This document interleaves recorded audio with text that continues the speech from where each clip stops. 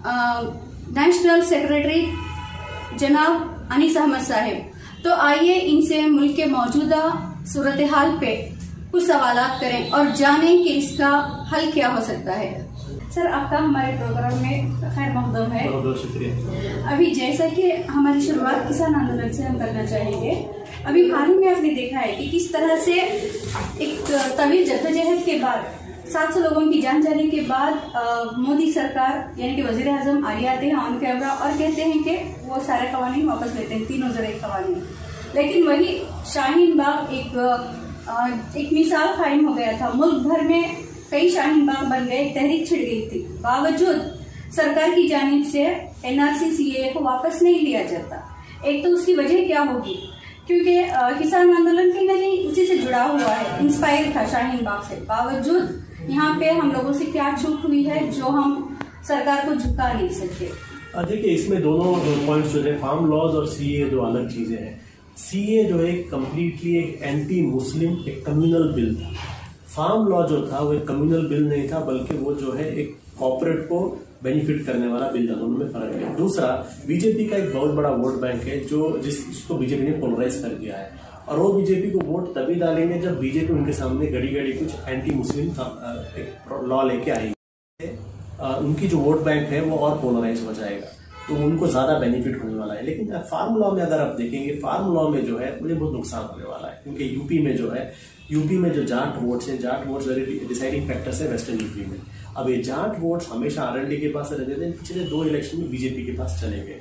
अब वापिस अगर वो लोग आरएलडी के पास चले गए तो वेस्टर्न यूपी में बीजेपी के बहुत सारे सीट हारने के इम्कान है। इसलिए बीजेपी जो है इतनी जल्दी फार्म लॉ पर उसने कॉम्प्रोमाइज कर लिया। ये कोई फार्मर से मोहब्बत से कॉम्प्रोमाइज नहीं किया, बल्कि वोट बैंक पॉलिटिक्स थे। लेकिन सीए में वो नहीं है। सीए लाने से उन्हें बेनिफिट है, उन्हें और ज्यादा वोट्स मिलने की उम्मीद है, क्योंकि वो और दिखाएंगे कि हम मुसलमानों के खिलाफ से कानून लेके आए हैं करके। तो इसलिए जो आपने जिस तरीके का एक व्यवहार आपने फार्म लॉ में सोचा, वैसा मत सोचे कि सीए में भी आएगा। सीए एक एंटी मुस्लिम लॉ है जो बीजेपी का कोर पॉलिसी है। ये सारी पॉलिटिक्स है। ओके, खैर अभी आने वाले दिनों में अगर सीए एनआरसी को वापस नहीं लिया जाता तो आपकी तंजीम की जानिब से, पॉपुलर फ्रंट ऑफ इंडिया की जानिब से क्या स्टैंड होगा? देखिए, हम कहते हैं कि सीए जो है पॉपुलर फ्रंट इशू नहीं है, और सीए कम्युनिटी इशू है, इंडिया का इशू है। तो सबसे पहले इंडियन सोसाइटी को इसमें सबसे बड़ा रोल प्ले करना पड़ेगा, क्योंकि आप जो है सिटीजनशिप धर्म की बुनियाद पर आप दे रहे हैं, जो कॉन्स्टिट्यूशन का एक सबसे बड़ा प्रॉब्लम हो रहा है। सेकेंड, मुस्लिम कम्युनिटी का एक इशू है, क्योंकि इसमें जो है मुस्लिम कम्युनिटी के कोई एक स्टेट के लोग टारगेट होने वाले नहीं, कोई डिस्ट्रिक्ट के लोग टारगेट होने वाले नहीं। मैं, मेरा घर, मेरे बीवी, मेरे बच्चे टारगेट होने वाले हर एक। तो इसमें मुस्लिम कम्युनिटी को अपना डेमोक्रेटिक राइट्स को एक्सरसाइज करना पड़ेगा। जिस तरीके से फार्मर्स रास्ते पर उतरे, जिस तरीके से वो लोग पूरा एक साल धूप बारिश ठंडी सब उन्होंने सहा, उनके ऊपर केसें पड़े वो लोग सहे, जाने गई सहे, इस तरीके का मुजाहिरा करना पड़ेगा। और अल्हम्दुलिल्लाह हमने पिछले साल किया भी था। मुस्लिम कम्युनिटी ने इंडिया की हिस्ट्री में सबसे बड़ा प्रोटेस्ट चलाया था, और वो प्रोटेस्ट को देख के फार्मर प्रोटेस्ट इंस्पायर हुआ है। अगर कोविड नहीं आता तो अभी भी वो प्रोटेस्ट रोक नहीं सकते वो लोग। तो मुस्लिम कम्युनिटी को मैं कमजोर नहीं समझूंगा। मुस्लिम कम्युनिटी केपेबल है। अगर सीए एनआरसी बैकडोर या फ्रंट डोर से लोग ला रहे हैं तो मुस्लिम कम्युनिटी अपना डेमोक्रेटिक राइट एक्सरसाइज करेगी और उसी तरीके का एक नेशन वाइड एहतजाज करेगी। उमर गौतम और कलीम सिद्दीकी की मुस्लिम जो भी रहनुमा है, इनकी गिरफ्तारी, इसके अलावा जाबजा हो रहे मुस्लिम नौजवानों की लिंचिंग और मुस्लिम कश फसादात, चाहे वो त्रिपुरा का हो या दिल्ली का हो, इन तमाम हालात में, चाहे वो रेप के मामलात हों या उमर खालिद और सिद्दीक कपन की यूएपीए लगाना, ऐसे में मुसलमानों के अंदर एक खौफ, एक डर का माहौल है। तो आप ऐसा क्या उन्हें मैसेज देना चाहेंगे जिससे उनके अंदर एक हौसला, एक हिम्मत, एक ताकत आए? सबसे इम्पोर्टेंट पॉइंट इसके अंदर नंबर 1 पॉइंट ये है कि मुसलमानों के अंदर खौफ लाना ये बीजेपी का एजेंडा है। जब तक मुसलमान डरे हुए नहीं रहेंगे, बीजेपी का एजेंडा कामयाब नहीं होगा। तो ये जो डर आप देख रहे हैं, ये जो कानून आ रहे हैं, जो लिंचिंग हो रहे हैं, लिंचिंग के वीडियो सर्कुलेट हो रहे हैं, ये जो स्पीचें उनके आती रहते हैं, फिर क्या क्या साजिशें बनाते हैं, भगवा ट्रैप, ये सब सिर्फ और सिर्फ इसलिए क्योंकि मुसलमानों के अंदर खौफ लाया जाए। अब मुस्लिम लोकल लीडरशिप की बड़ी जिम्मेदारी यहाँ पर होती है कि पहले ही ये कौम डरी हुई से और बनता रहो, इस कम्युनिटी को कॉन्फिडेंस दो। कॉन्फिडेंस आप कैसे देंगे? नंबर 1, एक सपोर्ट सिस्टम आपको बनाना पड़ेगा। सपोर्ट सिस्टम का मतलब होगा किसी भी मुसलमान पर कुछ भी जुल्म हुआ, कुछ भी क्राइसिस आया, कुछ भी प्रॉब्लम आया, उसे फेस करने की जिम्मेदारी इंडिविजुअली उसकी नहीं है, पूरी की पूरी सोसाइटी की है, पूरी की पूरी लोकल सपोर्ट सिस्टम की है। हमारे पास आज वो नहीं है। आज आप देखिए, एक जगह लिंचिंग हो रहा है, क्या हो रहा है उसके बाद? लिंचिंग होता है, सब लोग सोशल मीडिया में शेयर करते हैं, फिर भूल जाते हैं। वहाँ पर बीजेपी के लीडर्स के घर में आते हैं, धमकी देते हैं, 1 लाख रुपए ले लें, सेटलमेंट कर दे, वो कर देता है। क्यों? क्योंकि जो लोकल सपोर्ट उसे मिलना चाहिए कि 1 लाख नहीं, आपको अगर 10 लाख देंगे तो भी मत लीजिए, ये केस हम लेकर इंसाफ लेके रहेंगे। ये जो एक सपोर्ट सिस्टम जो है लोकली आना है। आप यहाँ वहाँ बैठकर दिल्ली में और बेंगलोर में बैठ के सपोर्ट सिस्टम नहीं दे सकते। आपको लोकल लेवल पर इस तरीके का मुस्लिम कम्युनिटी के लिए क्राइसिस के टाइम पर मैनेज करने के एक सपोर्ट सिस्टम बनाना होगा, और ये काम बहुत जरूरी है। आप जब ये बनाएंगे कॉन्फिडेंस भी ऑटोमेटिक आ जाएगा। और यही काम हमारी तंजीम पिछले 3 साल से हम इस चीज़ के पीछे ज़्यादा फोकस दे रहे हैं कि मुस्लिम कम्युनिटी के अंदर लोकल सपोर्ट सिस्टम बनाया जाए। अभी कर्नाटक की बात की जाए तो जैसे कि येडियुरप्पा को निकाल दिया गया और येडियुरप्पा की जगह पे बोम्मई को लाया गया है, इतना मालूम चेहरे को। अभी इसके आने के बाद कर्नाटक का जितना भी माहौल है एकदम से बदल गया है। कहीं पे अरबाज को काटा गया तो कहीं पे इश्तिहार बयान किए जा रहे हैं, इबादत गाहों पे हमले हो रहे हैं। इसके पीछे आखिर बीजेपी का एजेंडा क्या है, उनका मकसद क्या है, वो क्या जताना चाहते हैं? देखिए, बीजेपी के अंदर जो है जितने भी चीफ मिनिस्टर्स हैं उनके अंदर एक रेस लगी है कि नरेंद्र मोदी को कौन रिप्लेस करेगा। अब नरेंद्र मोदी ने बीजेपी के अंदर एक मॉडल सेट किया था, और मॉडल था कि अगर तुम्हें एक सक्सेसफुल पॉलिटिशियन बनना है बीजेपी के अंदर, एक लंबे टाइम के लिए सीएम बनना है और फिर पीएम बनना है, तो तुम्हारा बेस जो होता है गुजरात जैसे दंगे होने चाहिए। नरेंद्र मोदी का सियासत बना ही गुजरात से। अगर गुजरात दंगे नहीं होते, नरेंद्र मोदी का कोई जानता भी नहीं। तो नरेंद्र मोदी इन सारे चीफ मिनिस्टर्स के लिए मॉडल है। इन सबको भी पॉलिटिकल एस्पिरेशन है ऊपर जाने के लिए बीजेपी में। ऊपर कैसे जाएंगे? जो काम नरेंद्र मोदी ने गुजरात में 2002 में किया, हम भी अपने अपने स्टेट में करेंगे। इसलिए आप देखिए, योगी प्रूव करने लगा है कि सबसे बड़ा एंटी मुस्लिम मैं हूँ।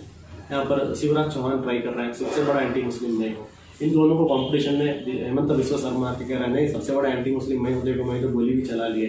अब कर्नाटका के अंदर बोम्मई कोई नहीं जानता था, उसको भी दिखाना है ना अपने बीजेपी के वर्कर को कि मैं भी सबसे बड़ा एंटी मुस्लिम हूँ, मैं भी क्रिश्चियनों पर कंट्रोल करने वाला आदमी हूँ। इसलिए ये पूरा चल रहा है। यानी बीजेपी के अंदर बीजेपी लीडर्स को एक बात पता चल गया है कि अगर उनका पॉलिटिकल करियर बनाना है, एक ही रास्ता है। वो रास्ता क्या है? As much possible anti Muslim आपको बनना पड़ेगा। तो यही पॉलिटिक्स चल रहा है, और आप आने वाले दिनों में भी इसको और इंटेंसिफाई होता देखेंगे। अभी मुसलमानों के पास तो 65 साल से कांग्रेस ने ठग लिया है, तो उसके ऊपर भी भरोसा नहीं रहा। एक बड़ी तादाद मुसलमानों की बीजेपी भी हमारे हाथ में नहीं है। अभी कौन सी ऐसी सियासी जमात है जो मुसलमानों की हमदर्द है और आने वाले दिनों में मुसलमानों के लिए कुछ करना चाहे? देखिए, इसमें मुस्लिम कम्युनिटी के अंदर बहुत सारे पॉलिटिकल फोर्सेस आ रहे हैं, जैसे SDPI आ रहा है, MIM आ रहा है, वेलफेयर आ रहा है, अलग अलग पार्टीज आ रहे हैं। अब हमें ज़रूरत, यहाँ पर मुस्लिम कम्युनिटी को ज़रूरत क्या है? इन सारे पार्टीज को आपको रिव्यू करना पड़ेगा। आंख बंद करके किसी पार्टी को भी जाने की ज़रूरत नहीं है, क्योंकि हमारे सामने ऑप्शंस हैं। आपको एक सिंगल लीडर जैसा एक आदमी के पीछे की एक पार्टी चाहिए, या फिर एक कैडर पार्टी चाहिए, कोई दूसरी एक पार्टी चाहिए, डिसाइड करना होगा। हम उस पॉलिटिकल पार्टी को प्रमोट करना पड़ेगा जो political party very strongly local level में हमारे लिए खड़ी रहती है, जो हमारे इश्यूज में हर दिन हमारे साथ रहती है, जिसके अंदर करप्शन नहीं होता, जिसके अंदर इंटरनल डेमोक्रेसी होती है। इस तरीके की पार्टी को हमें प्रमोट करना होगा। और इसका मतलब ये भी नहीं कि ये पार्टी आपस में लड़े, अभी लड़ेंगे क्योंकि इन्हें भी अपना कंसोलिडेशन करना पड़ेगा, इनको भी अपनी जगह बनानी पड़ेगी। लेकिन फ्यूचर मुझे ये लग रहा है कि मुस्लिम पॉलिटिकल पार्टीज के अंदर अंडरस्टैंडिंग आएगी, कम्युनिटी में अंडरस्टैंडिंग लाने देगी। जल्द नहीं होगा, थोड़े वक्त के बाद होगा।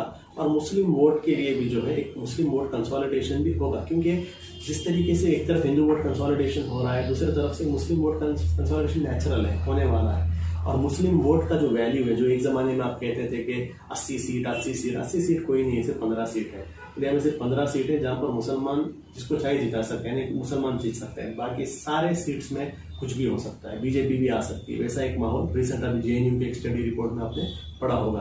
तो फ्यूचर में जो है मुस्लिम वोट्स को आपको एक स्ट्रॉन्ग वोट जैसा बनाना होगा। हर पार्टी को मुस्लिम वोट के लिए फाइट करना पड़ेगा। आज फाइट करने की जरूरत नहीं है।